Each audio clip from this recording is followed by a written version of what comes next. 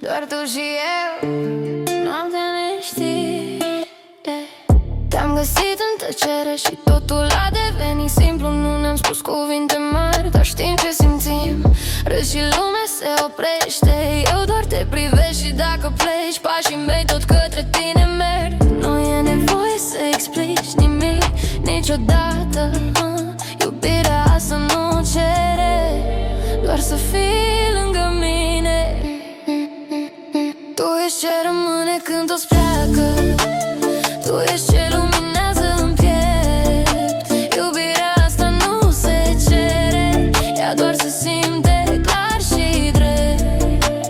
Nu e promisiune goală, nu e cuvinte mari, e ce simțim noi și nimic nu poate schimba asta.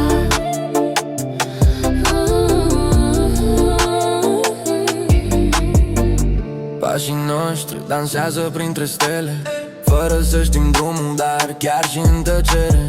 Știu că ești aici aproape, nu ne trebuie martori, nu ne trebuie aplauze, doar să simțim împreună cum iubirea asta rămâne. Nu e nevoie să explici, doar zâmbește și e bine.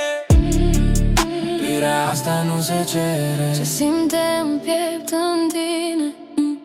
Tu ești ce rămâne când toți pleacă, tu ești ce luminează în piept. Iubirea asta nu se cere, ea doar se simte clar și drept.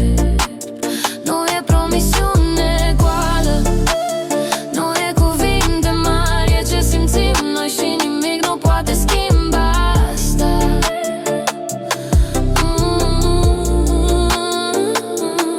Și dacă lumea cade, tot te simt lângă mine. Și dacă timpul trece, tu rămâi prezent, clar, viu. Tu ești ce rămâne când toți pleacă.